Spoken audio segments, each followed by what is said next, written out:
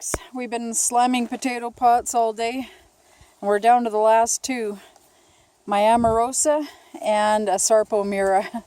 So I thought I would film these two, and hopefully they have the results that they produced the Amarosa last year. This is my first year growing Sarpos. I have four little marbles in the pot, and it's over somewhere else. But anyways, I'll pause this, and without further ado, it's going to be down there.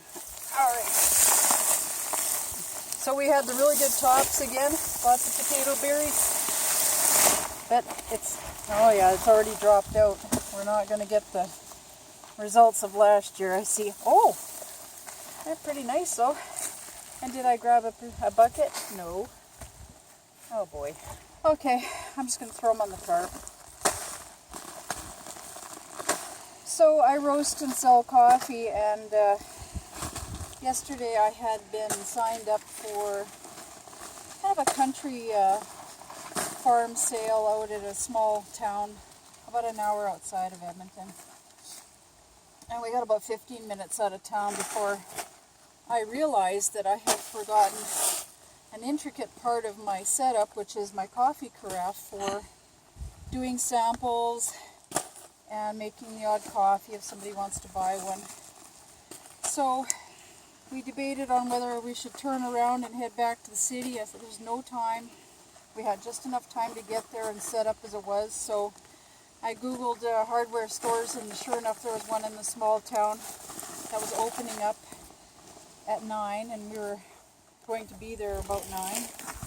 So I phoned at 9 o'clock and asked if they had any coffee carafes or coffee pots. They said, oh yeah, we got lots. I said, good, I'll be there in 5 minutes.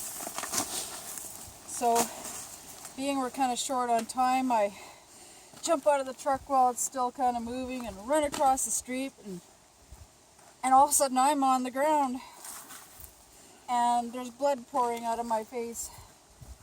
And I don't know what the heck happened. Someone hit me with a 2x4.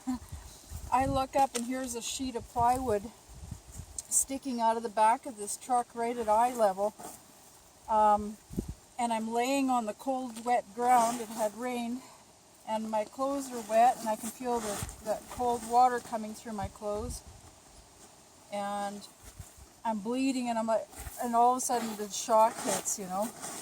So I get myself to my feet, and by this time Roy had seen me laying there and yelling what happened, and I didn't even know what happened until I saw the sheet of plywood. So I said, I'm bleeding, I need something. Puddles of blood on the ground. And so he grabbed me a whole wad of paper towel and brought it over, and the kind of the reality of what had happened started to kick in. Here I'm supposed to be at the sale and setting up at the sale in 10 minutes with my coffee, and I'm pretty sure my nose is broken, and I think I have a concussion because I clotheslined on this thing and went down on my back, and I wasn't sure how, all this is going through my mind. Like, what am I going to do here? I'm bleeding so bad. So we kind of get into the store that I was going into, and the sales clerk is like, holy, what happened? So I kind of pointed out there at the truck and the plywood, and I said, I need a coffee pot. He says, well, shouldn't you be going to emergency? And I said, well, what are they going to do at emergency? They're going to say, oh, well, don't work too hard, get some rest,